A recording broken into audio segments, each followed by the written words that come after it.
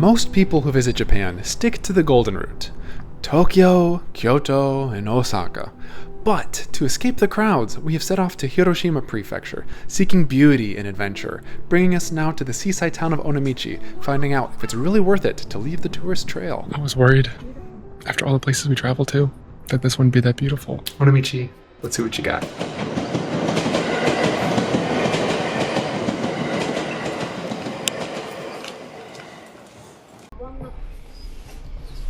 So one thing Onomichi is famous for is, of course, the winding streets, being a seaside town, the starting point of the Shimanami Kaido, and famous for its old temples, which we're actually starting the temple walk here. You can take a cable car up to the top and walk your way down, which is probably a smarter way if you want to save your energy.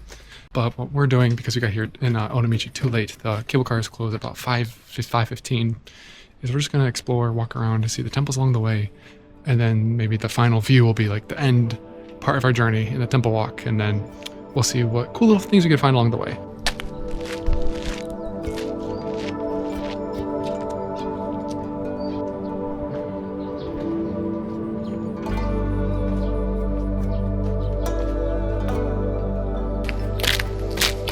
And although it's not quite Kyoto, the traditional culture here is so beautiful, and we have this temple, Senkoji Temple, all to ourselves. It's beautiful.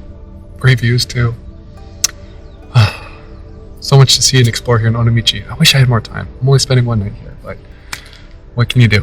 We were absolutely loving the temple walk because it provided great views as we winded through some quiet, dare I say, local areas, exploring a more authentic version of Japan. Beautiful.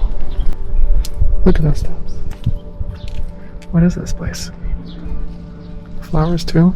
What was so interesting, and honestly contrary to what we thought before, was that the temple walk was marketed as one of the things to do and check out in Onomichi, but we didn't really come across many people while walking through these quiet winding streets, eventually leading us to a really beautiful and peaceful Shinto shrine. Yeah, it's beautiful. So I think it's our first shrine that we've seen so far on the valley, or temple walk. Valley of Temples, whatever you want to call it. Pretty. We also passed by Komyoji Temple, which is a nice, quiet, beautiful Buddhist temple, and I have not been anywhere in Japan this dense with temples and shrines since Kyoto. And the only living beings that we came across, well, for the most part, were the local cats, because Onomichi is very famous for its cats, as we will see in Cat Alley later.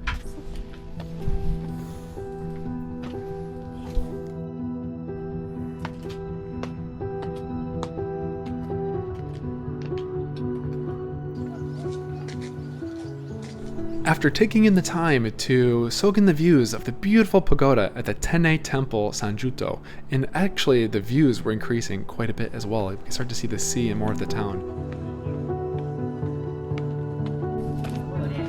We continued up the stairs to reach the climax of the day and the temple walk, which is going to be at the magnificent Senkoji Temple, which is like built into the cliffside of the mountain, and it's really beautiful. Again, there were like hardly any people for such a gorgeous temple, and I was the only one there washing my hands. Maybe it's because I'm sanitary, or I just want to enjoy some local traditions here in Japan. You tell me. Yeah, I'm just so excited. I feel like we're seeing like exactly what we're going to conquer over the next few days. This is ridiculous, everybody.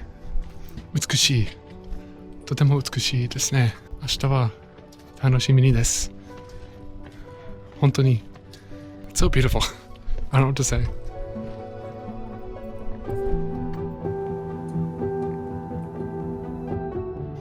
I was worried, after all the places we traveled to, that this wouldn't be that beautiful. It's stunning. It's ridiculous. It's so beautiful.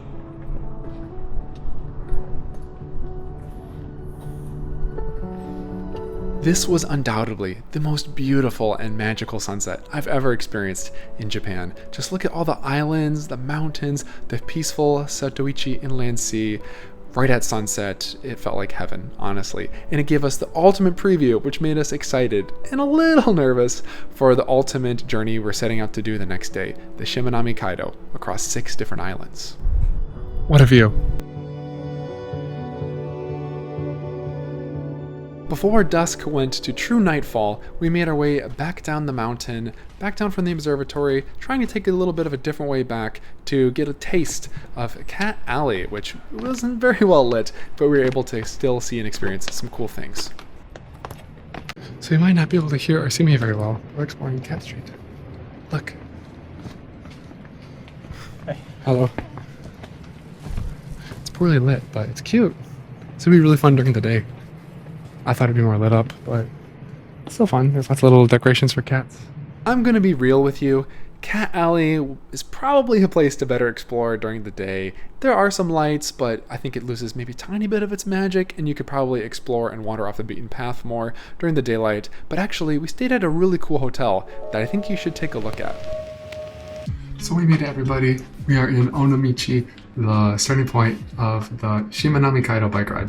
It's located in Hiroshima Prefecture, which we had an amazing time exploring. This is going to be like the end of that part and beginning another part of our trip. Hiroshima is beautiful. The city is so interesting, but obviously devastating.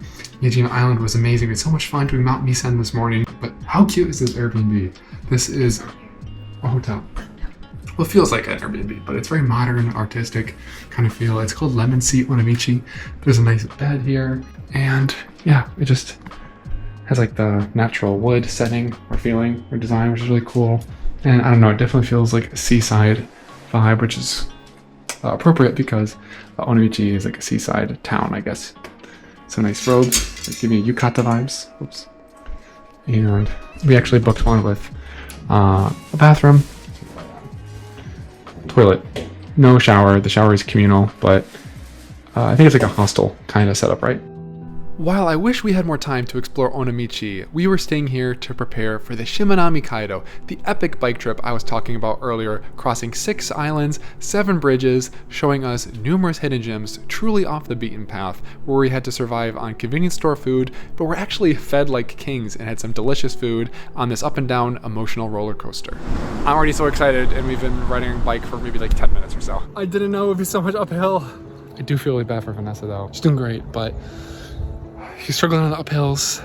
We were both excited and nervous to embark on this epic adventure, so make sure you don't miss it. Let's get started.